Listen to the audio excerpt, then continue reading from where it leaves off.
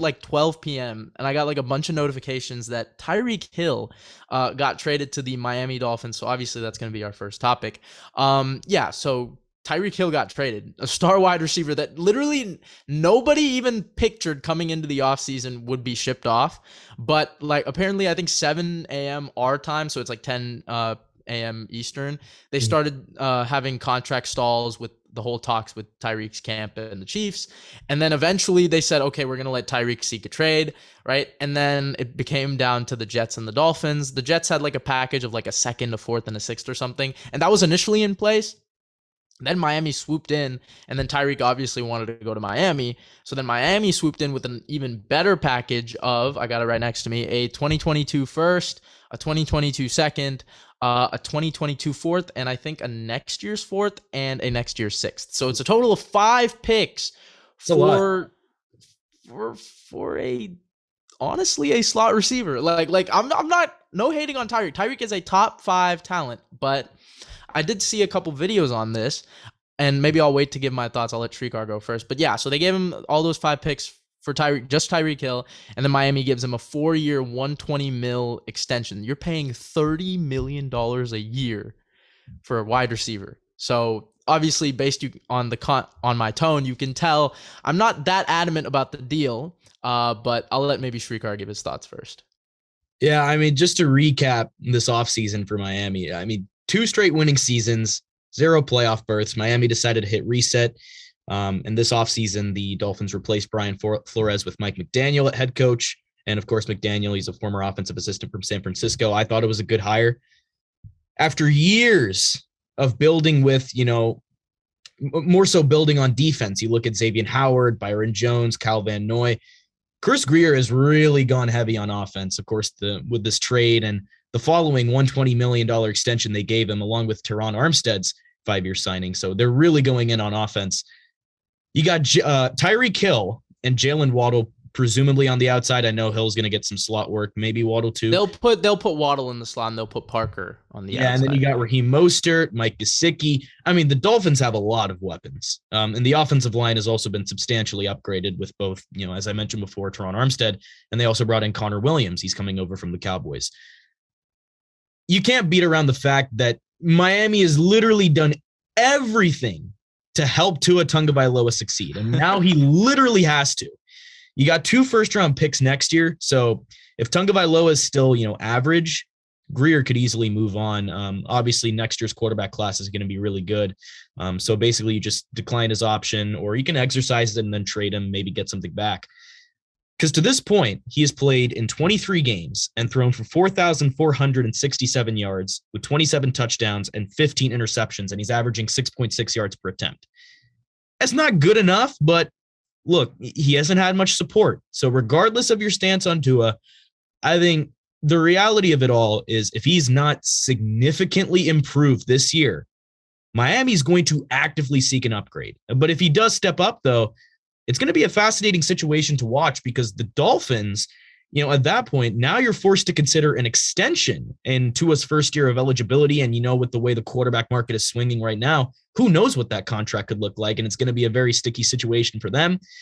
So it's going to be interesting, but, 0 excuses for Tua right now. I wish Jack was here because I would have loved to hear him scoff as I'm about to do. I'm going to defend Tua here, and I know what he would have done. He would have been like, oh, here we go again, public defender number 1. But I actually am going to defend Tua here. First and foremost, look, Tyreek Hill is a great player, and I think he's a top 5 receiver in the league, no doubt. But to pay $30 million annually for a receiver doesn't sit right with me. Also, for the fact that, it's just receivers are a dime a dozen. And I know there are maybe 5 guys in the NFL right now that just hands down are in a separate class of their own. And obviously he's one of them, but I mean, we're seeing it, right?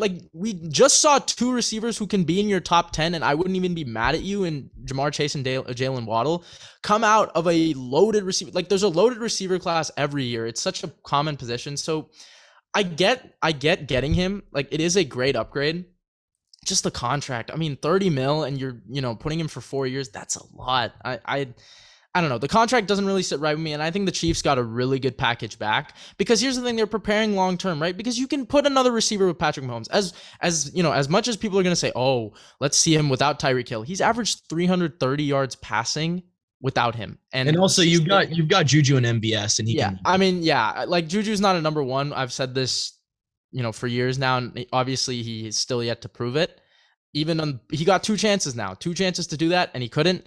So he's not a number one, and the Chiefs now have 2 first-round picks to at least do something with it, right? But I do disagree about the Dolphins going into a rebuild, like because as you said, they have No, two not first not round a picks. rebuild. I mean, they just reset at head Or coach. yeah, reset. I mean, like, because here's the thing, right? Greer is being aggressive. Like that's. I guess that's how you can sum up the Dolphins.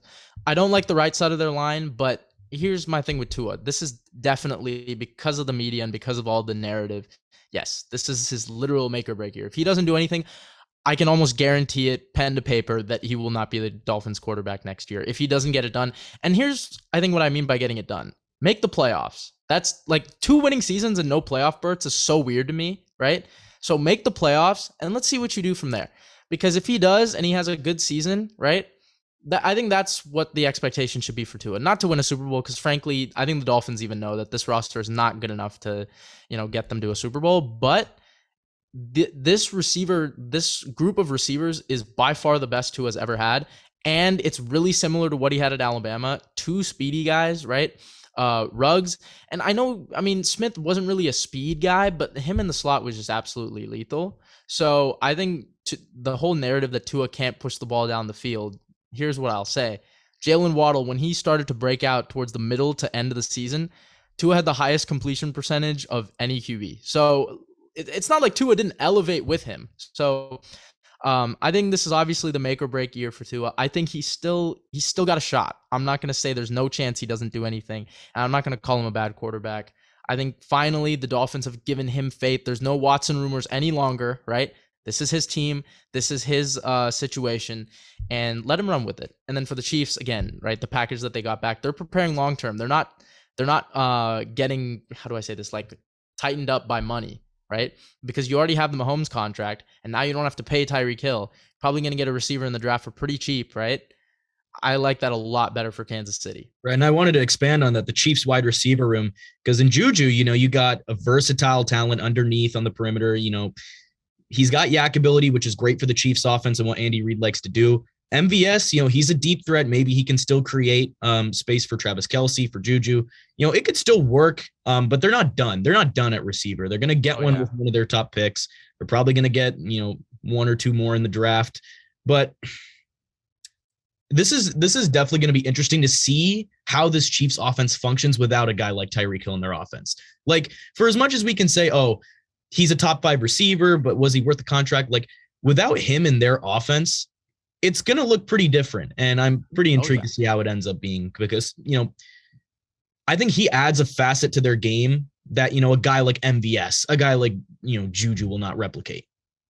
Yeah, and also let's talk about, like, Tyreek Hill, because it's like, I think there's a difference in 40-yard dash speed and game speed. Like, because it's one thing to run a 4.25, right, in no pads, and then run that fast with them on, right? It's a completely different thing. People who've played the sport or played any padded sports will understand that. And Tyreek Hill, I think he ran a 4.29 at the combine, right?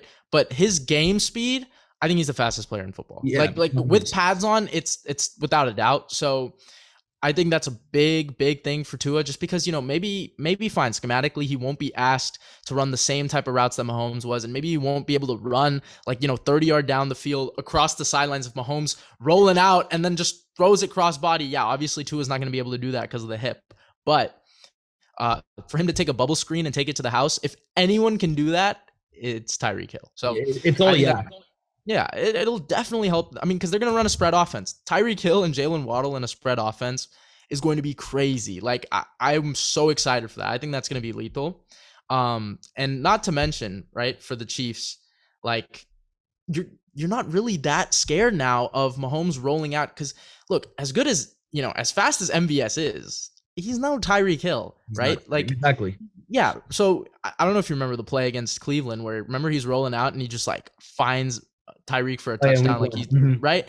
And this we've seen this so many times against the Chargers a year ago, Herbert's first game, right? Like we see this against the Ravens. Remember Mahomes' first year as a starter, the whole thing 4th and 12. Like he's done this so many times in Even the that play Super against Bowl. Washington. Yeah, like they've done it so many times. It's the same thing, but now that element is not necessarily there.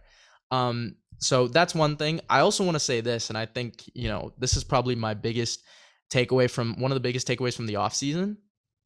The Devontae Adams deal, right, for the Raiders. The biggest consequence is this Tyreek Hill trade. I agree. And I was also just going to say that the Adams contract is directly the reason why the negotiation stalled. Exactly, right? Because then Tyreek's like, okay, I'm as talented as Adams. And honestly, he does have a case. Like Tyreek Hill, fine, you can maybe put Devontae in a slight class above, but they're both top 5. And you're right? For him to get 28 mil annually, right? Mm-hmm. Obviously, this is a back or a bypart of D-Hop's 27 mil annually, because that was 7 mil above. But then Tyreek says, hey, look at what Adams is getting, right?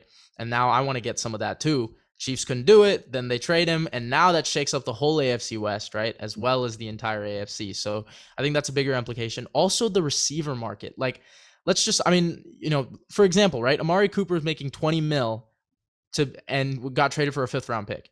Tyreek just got 5 picks. 5 picks garnered for him, right? Not to mention that MVS, if I had told you 5 years ago that a player of MVS's caliber is making 10 mil annually, you would have laughed in my face. Not even mentioning the Christian Kirk deal. Yeah, I can't even fathom the fact that, like, okay, Christian Kirk at least has some upside. I'm sorry, no disrespect. 21 mil? Yeah, but that's what I'm saying, right? You're giving 21 mil to Christian Kirk and you're giving 10 mil to MVS. No disrespect. I don't mean it. But this guy's like a wide receiver 3, wide receiver 4. And you're giving him 10 mil annually. Like that's unheard of, right? Mm-hmm. At this day and age, I guess it is. But yeah, the market is increasing way too much at the wrong positions. Like, for example, why the hell is nickel corner still massively underpaid? From a football standpoint, it is the second hardest position to play in football. Mm-hmm. And sure, my brother's a DB, so I have a little bit of bias in it, but still, really, it's like, again, more schematics here, but you got to play like a weak side linebacker. If you give inside or outside leverage, you're literally screwed. Like I think the NFL is going in the wrong direction, and it is because it's an offensively driven league. So I'm not surprised. Yep. But the wrong positions are getting way too much money, and that's what's costing teams. And I said it right when Devontae Adams, when the contract details got released, I was saying, he's making top 10 QB money, and that's just, it's not ridiculous to me considering, he's one of the receivers in the league, but that's a lot, that's a lot. So I think it's going to be interesting to see how the receiver market plays out.